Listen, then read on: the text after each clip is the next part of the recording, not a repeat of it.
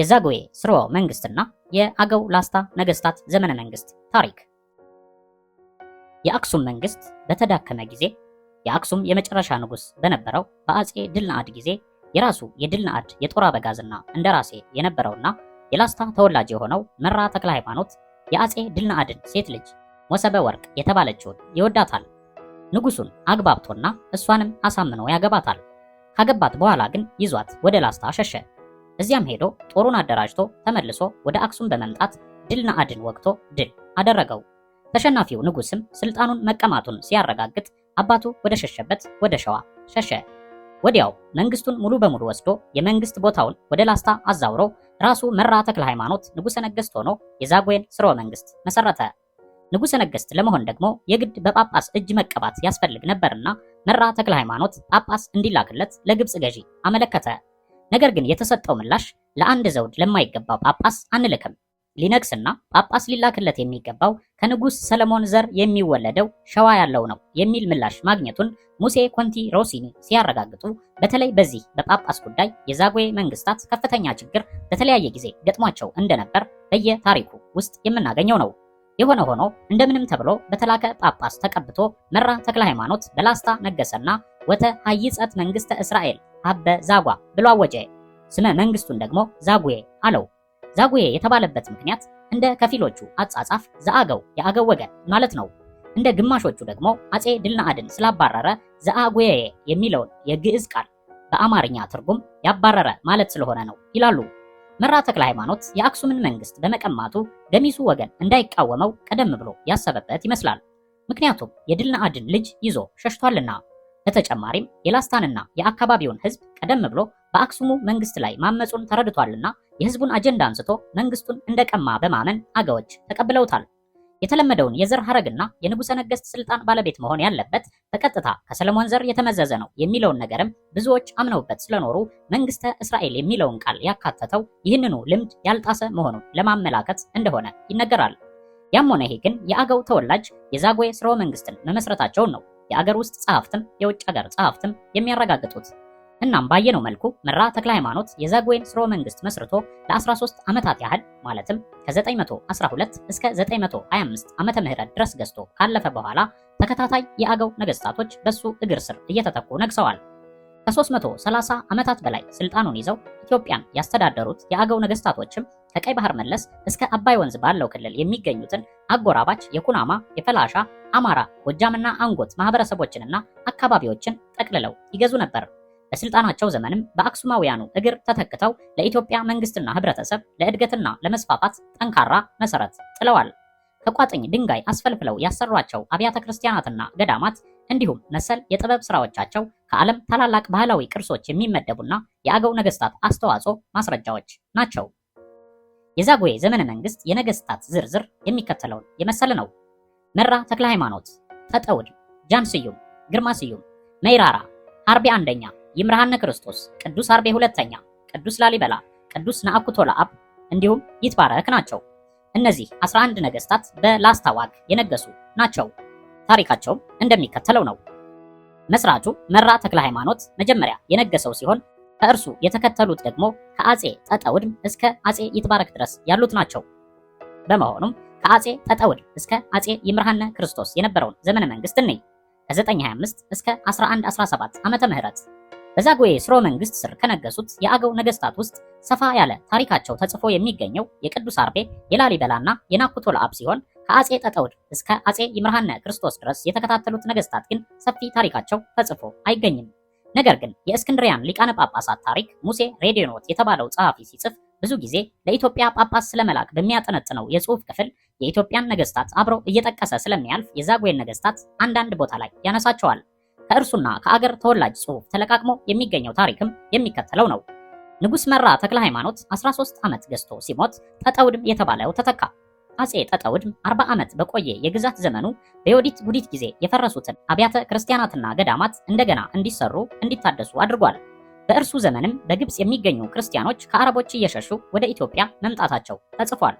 እንደዚሁም በአጼ ጠጠውድምና በተከታዮቹ በጃን ስዩምና በግርማ ስዩም ዘመነ መንግስት ጊዜ የግብጽ ከሊፋዎች በሊቃነ ጳጳሳቱና በክርስቲያኖቹ ላይ ጭቆና ሲያደርሱባቸው ነበር። ከሊፋ ሐኪም የሚባለው የዘመኑ የግብፅ ገዥም የግብፅን ሀገር በሙሉ ወደ እስልምና ለመመለስ ሲል ክርስቲያኖችን ማሰር፣ መፍታትና ማንገላታት ጀመረ። የዘመኑን የእስክንድሪያ ሊቀ ጳጳስ አባ ዘካርያስንም ማሰረ። ከዚህ በኋላ አብያተ ክርስቲያናቱን ሁሉ አቃጥሉ ብሎ አዘዘና ተቃጠሉ።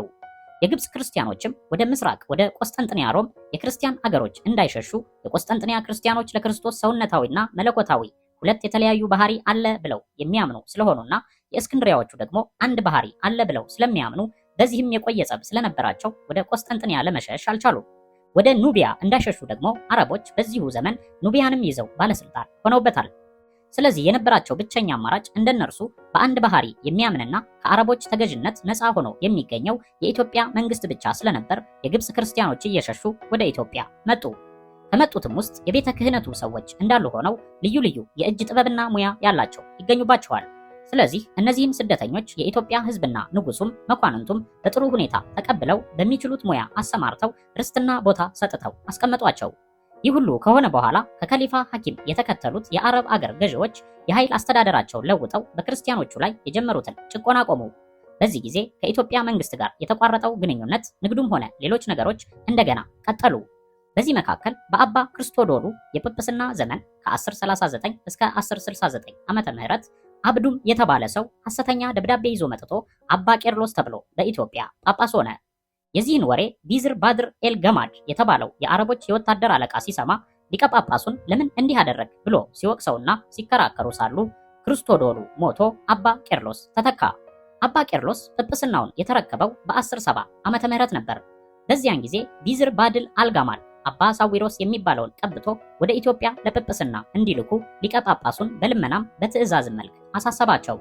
አባ ቄርሎስም እሺ ብለው የአረቦቹ ወዳጅ የሆኑትን አባ ሳዊሮስን ቀብተው ወደ ኢትዮጵያ ላኩ። አባ ሳዊሮስም የጵጵስና ሹመታቸውን ለመረከብ ወደ ኢትዮጵያ ሲደርሱ በሐሰተኛ ደብዳቤ መጥቶ ጳጳስ ሆኖ የተቀመጠው ቄርሎስ ሐሰተኝነቱና ሙስሊምነቱ መጋለጡን አወቀና ሸሽቶ ወደ ዳህላክ ሄደ። ዳህላክ በአክሱሞች ጊዜ የኢትዮጵያ ግዛት የነበረና በአሁኑ ሰዓት የሙስሊሞች ግዛት ስለሆነ እዚያው እንዲያዝ ተደረገና ወደ ግብፅ ተላከ። በቢዝር ባድል ኤልገማል ትእዛዝም በአጭበርባሪነቱ ምክንያት አንገቱ ተቆርጦ ተገደለ ይባላል። እንግዲህ ይህ ሁሉ ሲሆን ኢትዮጵያውያኑ የሚያውቁት ጉዳይ የለም። የመጣውን ይቀበላሉ፣ የሄደውን ይሸኛሉ። ከዚህ በኋላ በሙስሊሞቹ ሹምሽር ተመርጠው በሊቀ ጳጳሱ በአባ ቄርሎስ እጅ ተቀብተው የመጡት አባ ሳዊሮስ ከንጉሠ ነገሥቱ ጋር ተገናኝተው የክብርና የማዕረግ ቦታቸውን ከያዙ በኋላ ሙስሊሞችን እየደገፉ በኢትዮጵያ እንዲሰፍሩና መስጊድም እየሰሩ አምልኳቸውን እንደ ልብ እንዲያከናውኑ ይረዷቸው ነበር። በዚህ ጊዜ ይምርሃነ ክርስቶስ ነበር የነገሰው። በወቅቱ ደግሞ ኢየሩሳሌምን ከአረቦች እጅ ለማስለቀቅ የአውሮፓ ክርስቲያን መንግስታት የመስቀል ጦርነት ወይም ክሩሴድ የተባለውን ድርጅት አቋቁመው ከ1100 እስከ 1300 ዓመተ ምህረት ድረስ በአረቦቹ ላይ ተነስተውባቸው ነበር። ስለዚህ በዚሁ በአጼ ይምርሃነ ክርስቶስ ዘመነ መንግስት የኢትዮጵያና የግብፅ መሪዎች ግንኙነት ከቀድሞው የተሻለ ሆነ። ኢትዮጵያ የክሩሴድ አባል አገራት ተባባሪ አልነበረችምና። አባ ሳዊሮስ ከታሰሩ በኋላ ይምርሃነ ክርስቶስ በዘመኑ ወደ ግብፅ ሊቀ ጳጳስና ወደ አገረ ገዢው ወደ ቢዝል ልኮ አባ ጊዮርጊስን አስመጣ። ሆኖም አባ ጊዮርጊስ የውስጥ ለውስጥ ንግድ በመጀመራቸውና የቤተ ክህነቱን ንብረት ለግላቸው ጥቅም ሲያውሉ በመታየታቸው ወደ ግብፅ እንዲመለሱ ተደረገ። ግብፅ እንደደረሱም ቢዝር ስራቸውን ሰምቶ አሳሰራቸው።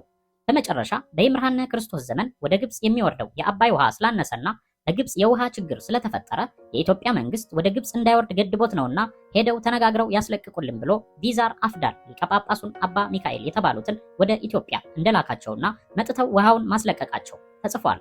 በጥቅሉ ቀደም ሲል የአክሱም መንግስት ግንኙነት ከቆስጠንጥንያ ሮም መንግስት ጋር እንደነበረው ሁሉ አሁን በዛጉዌዎቹ ዘመነ መንግስት ደግሞ የኢትዮጵያ ግንኙነት በዘመኑ ከገነኑት ከነዚሁ የአረብና የቱርክ ከሊፋዎችና ይልቁንም በእነርሱ እየተሾሙ ግብፅን ከሚገዙት ባለስልጣኖች ጋር ሆነ። ከዚህ ቀጥሎ የቅዱስ ሀርቤ ሁለተኛ ዘመነ መንግስት ነው የተከተለው። ይህም ዘመን ከ1117 እስከ 1157 ዓመተ ምህረት ነው። በደንብ እንደሚታወቀው ለዓለምና ለህዝቦቿ መዋደድ፣ መከባበር፣ መተሳሰብ እንዲሁም ለሰው ልጆች ቅን መሆን ሃይማኖቶች ወሳኝ ሚና ተጫውተዋል። የሃይማኖት ዋና መርህ ደግሞ አይነትና መልኩ ቢለያይም ሰዎች በሰላም ተስማምተው እንዲኖሩና ከክፉ ድርጊት እንዲቆጠቡ ማድረግ ነው። ከባዕድ አምልኮ በቀር ሁሉም ሃይማኖቶች ሰላምን፣ መተሳሰብን፣ መከባበርን ነው የሚመክሩት። ነገር ግን ይህ እውነታ እንዳለ ሆኖ በጥንቱ ዘመን ሃይማኖት የጸብ የግጭትና የጦርነት መነሻ ሆኖ አልፏል። ይህም ከሃይማኖቱ መመሪያ ደንብ ውጪ አንዳንድ ግለሰቦችና የሃይማኖቱ መሪና አዋቂ ነን ባዮች የሃይማኖቱን መመሪያ እየጣሱ በሚሄዱት ሂደት ውስጥ የሚከሰትን ጥፋትና እልቂት በዓለም አስከትሏል።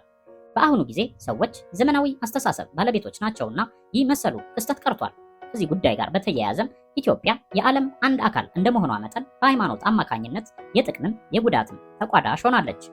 የኢትዮጵያ የታሪክ ሰነዶች አገሪቱ የሃይማኖት አገር እንደመሆኗ መጠን ታሪኳ ወደ መንፈሳዊነት አዘንብሎ ቢገኝም ሊገርመን አይገባም። ያለፉት ነገስታቶቿም አጥባቂ ሃይማኖተኛ በመሆናቸው በዘመናቸው የፈጸሙትን ዓለማዊ ሥራ ከማጻፍ ይልቅ መንፈሳዊነታቸውን አበክሮ የሚገልጽን ታሪክ ከትበው ወደ ማስቀመጥ ነው ያዘነበሉት። ይህን መነሻ ይዘን የቅዱስ ሀርቤን ታሪክ እንቀጥል። አፄ ይምርሃነ ክርስቶስ ሲሞት ወንድ ልጅ ስላልነበረው በመንግስቱ የተተካው ንጉስ የወንድሙ ልጅ የሆነው ሀርቤ ወይም ገብረ ማርያም የተባለው ነው። ሀርቤ ሁለተኛ የታዋቂው የአፄ ላሊበላ ታላቅ ወንድም ነው። በአገራችን አጠራር ቅዱስ ሀርቤ ወይም ገብረ ማርያም በሚል ስሙ ሲታወቅ የአረብ ጸሐፊዎች ቀኑዳ ይሉታል። ፈረንጆቹ ደግሞ ሲኖዳ ወይም ሸኑዳ ይሉታል። እነዚህ ሁሉ ጸሐፊዎች በዚህ ስም ይጠሩት የነበረውም በዘመኑ ኤጲስቆጶስ በማሾም ምክንያት በእርሱና በእስክንድሪያው ሊቀ ጳጳስ በአባ ገብርኤል መካከል የተነሳውን ጸብ በሚተርኩበት ጊዜ ነው። በቅዱስ ሀርቤ ዘመን በግብፅ ካይሮ ዋና ሊቀ ጳጳሳት የነበሩትና ከ1131 እስከ 1145 ዓመተ ምህረት በሹመታቸው የነበሩት አባ ገብርኤል ሁለተኛ ይባላሉ። በቀድሞው የእስክንድሪያ በእርሳቸው ዘመን ካይሮ በማርቆስ መንበር ከተቀመጡት ሊቀ ጳጳሳት ሰባኛው ናቸው። በኢትዮጵያም በዚሁ ዘመን የነበሩት ጳጳስ አቡነ ሚካኤል ይባሉ ነበር። ቅዱስ ሀርቤም እሳት አገባ ውስጥ ሲገባ የምናየው ከኒሁ ከአባ ሚካኤል ጋር ነው። ቅዱስ ሀርቤ ቅዱሳን መጻሕፍትን በዘመኑ ከነበሩት ሊቃውንት ጋር በመሆን እየመረመረ የኢትዮጵያን ስፋትና የሕዝቡን ብዛት በማጤን እንዲሁም በሙስሊም ወገኖች የተከበበው የክርስትና ሃይማኖት ከመጥበብ ይልቅ እየሰፋ እንዲሄድ ፍላጎት ነበረው። ስለዚህም ከግብፅ ተመርጠው የሚመጡት ጳጳሳት ሁሉ የማዕረግ ቦታቸውን ይዘው ከንጉሱ ጋር ተከብረው ከመቀመጥና የአገሪቱን ሁኔታ ከማጥናት ባለፈ ወደ ተለያዩ አውራጃዎች እየተዘዋወሩ በማስተማር ክርስትናን ለማስፋፋት አለመቻላቸውን ተመለከተ። ስለዚህ በኒቄያ ጉባኤ 318 የሚሆኑ ሊቃውንት ስለ ጳጳሳትና ኤጲስቆጶሳት አሿሿም የወሰኑትን ሕግ የምስራቅ አብያተ ክርስቲያናት የሚተዳደሩበትን ደንብና ስርዓት ተመልክቶ በዚሁ መሰረት ጳጳሱን አባ ሚካኤልን በኢትዮጵያ አውራጃዎች እየዞሩ ክርስትናን ለሕዝቡ የሚያስተምሩ ከኢትዮጵያውያን መነኮሳት ውስጥ 7 ኤጲስቆጶሳት ይሹሙልን ብሎ ጠየቃቸው። ጳጳሱ አባ ሚካኤልም ይህን መሰሉን ጉዳይ የበላዩን ሊቀ ጳጳሳት አባ ገብርኤልን ሳላስፈቅድ ማድረግ አልችልም የሚል ምላሽ ሰጡት። ቅዱስ ሀርቤም ከአገር ውስጥ ሊቃውንት ጋር ተመካክሮ አንድ ደብዳቤ ለሊቀ ጳጳሱ፣ አንድ ደብዳቤ ደግሞ የግብፅ አገረ ገዢ ለነበረው ለከሊፋ አልሐፊዝ ጽፎ የኤጲስቆጶሳቱን ሹመት አስፈቅደው እንዲመጡ ወደ ካይሮ መልእክተኛ ላከ። ሆኖም ከሊፋውና ጳጳሱ በሁኔታው ተመካክረው ከሊፋው ጥያቄው ተፈጻሚ እንዲሆን ሊወስን ሲል፣ ዋናው ሊቀ ጳጳስ ግን ከኢትዮጵያውያን ተወላጆች ውስጥ ኤጲስቆጶሳት ከተሾሙ ቆይተው ራሳችንን እንችላለን ይሉናል፣ ራሳቸውን ከቻሉ ደግሞ በጳጳስ ሹመት ምክንያት የሚመጣልን ግብር ይቋረጥና የበላይነታችንም ይቀራል፣ የአባይ ውሃም ጥያቄ ውስጥ ይገባል በማለት ለከሊፋው ሲገልጹለት ከሊፋውም እያዘነ ተስማማ። ከዚህ በኋላ ሊቀ ጳጳሱ አባ ገብርኤል ከጥንት ሲያያዝ እንደመጣው ደንብ መቀጠል እንዳለበትና ከዚህ የሚላከው ጳጳስ በቂ ስለሆነ የኤጲስቆጶሳቱ ሹመት አያስፈልግም የሚል ደብዳቤ ላኩ። ንጉሥ ቅዱስ ሀርቤም በጣም አዝኖ በኢትዮጵያ ያሉት ጳጳስ ስላረጁ በእርሳቸው ፋንታ ጳጳስ ተልኮ እስኪመጣ ድረስ የኢትዮጵያን ቤተክርስቲያን የሚያስተዳድር ወይም የእኒሁን የአባ ሚካኤል ረዳት ሆኖ የሚሰራ ከኢትዮጵያውያን ውስጥ አንድ ኤጲስቆጶስ እንኳ ይሹሙልን ብሎ እንደገና ሌላ ደብዳቤ ወደ ግብፅ ካይሮ ላከ። ይህም ግን አልተፈጸመም።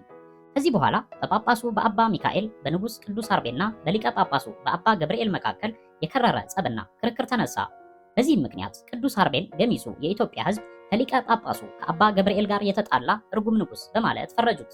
ዛሬ ድረስ የሚነበበው ስንክሳርም አባ ገብርኤልን እያሞገሰ ቅዱስ ሀርቤን የሚተች መንፈሳዊ ጽሑፍ የተካተተበት ሲሆን ሚያዝያ 10 ቀን ዘወትር ይነበባል። ካህናቱ ለምዕመናኑ ማንበባቸው ተገቢ እንዳልሆነ የሚከራከሩ አሉ። ምክንያቱም ምንም እንኳ የዚያ ዘመን ኢትዮጵያውያን ሊቀ ጳጳስን የተሳፈጠ ብለው ቢያወግዙት ዓላማው ዘመናዊና አገሪቱ ራሷን እንድትችል የሚያደርግ ነበርና ነው። እናም የንጉሱና የጳጳሱ ጸብ እየከረረ ሄደ። አንድ ቀን በዚሁ ጉዳይ ቅዱስ ሀርቤና አባ ሚካኤል ሲከራከሩ ጳጳሱ እንደው መንግስት ላንተ አይገባህም ነበር፣ የሚገባው በሸዋ ላለው ለሰለሞን ዘር ነው ብለው በቁጣ በመናገራቸው ቅዱስ ሀርቤ ተናዶ አሰራቸው ይባላል። ከዚህ አንጻር የጸቡ መነሻ የሆነው ባየናቸው ፍላጎቶች አማካኝነት መሆኑ እንዳለ ሆኖ ነገር ግን የሥርወ መንግስት ጉዳይም አንድ ድርሻ ነበረው ማለት ነው። ምናልባትም የግብፅ ሊቀ ጳጳሳትና የኢትዮጵያ ጳጳስ ለቀድሞው ለሰለሞናዊው የነጋሲ ዘር እያደሉ የዛጉዌን ዘር እንደ ባዕድ ስለተመለከቱት ቅዱስ ሀርቤም ይህንኑ በማወቅ አንድ ለራሱ ቤተ መንግስት ታማኝ የሆነ ኢትዮጵያዊ መጀመሪያ ኤጲስቆጶስነት አሰጥቶ ቀጥሎም ጳጳስ አሰኝቶ የግብፅን ጳጳስ ጨርሶ ለማባረር እንዳሰበ መረዳት ይቻላል። በተጨማሪም ከዚህ በፊት ማንም ያላነሳውን ጥያቄ በማንሳቱም ጥላቻን ያተረፈ ንጉሥ ይመስላል። በዚህ መሰሉ ጥያቄው ነው እንግዲህ ህዝቡና ሊቃውንቱ ከሊቀ ጳጳሱ ከአባ ገብርኤል ጋር ስለተጣላ በአገሩ በኢትዮጵያ ላይ መቅሰፍት አወረደበት ተብሎ ታምኖ በኋለኛው ዘመን በተጻፈው ስንክሳር ሁሌ የሚነበበው። መቅሰፍት የሚሉትም መንግስቱን ታናሽ ወንድሙ ላሊበላ ስለተተካበት ነው። የሚገርመው ግን ይህ መሰሉ ጳጳስ የማስመጣት ሂደት ለኢትዮጵያ እንደማይበጅ ግልጽ ነበር። ቅዱስ አርቤ በዘመኑ ያነሳው ይህ ሐሳብ በኢትዮጵያ በ1951 ዓመተ ምህረት በንጉሥ ኃይለሥላሴ ዘመን ተግባራዊ የሆነውም አስፈላጊነቱ ታምኖበት ነው። በነገራችን ላይ በዚህ በጳጳስ ጉዳይ በርካታ የኋለኛው ዘመን ሊቃውንት የየራሳቸውን ሐሳብና አቋም በየዘመኑ ሲገልጹ ነበር። ከነዚህ ውስጥ ነጋድራስ ተሰማ እሸቴ እንዲህ ብለው ተቀኝተው ነበር። ሰፌድና ወንፊት እያለ በእጃችን ያልተነፋ ዱቄት ምን ነው መብላታችን ሲሉ፣ አለቃ ዕንባቆም የተባሉት ደግሞ በመርከብ ተጉዞ ምንድነው ቅልውጡ ግብጾች ለሀበሻ ደግሰው ላይሰጡ ብለው ተቀኝተው ነበር። የሆነ ሆኖ ቅዱስ ሀርቤ 40 ዓመት ኢትዮጵያን በንጉሠ ነገሥትነት አስተዳድሮ በመንግስቱ ወንድሙ ላሊበላ ተተክቷል። ቀሪው የቅዱስ ሀርቤ ታሪክም ከወንድሙ ከላሊበላ ጋር የተያያዘ ሲሆን እሱንም ከታላቁ ንጉሥ ከቅዱስ ላሊበላ ታሪክ ጋር አብረን የምናየው ይሆናል። ይህንንም በቀጣይ ዝግጅታችን ይዘንላችሁ እንቀርባለን። ስለ አብሮነታችሁ እናመሰግናለን። ሰላም ቆዩን።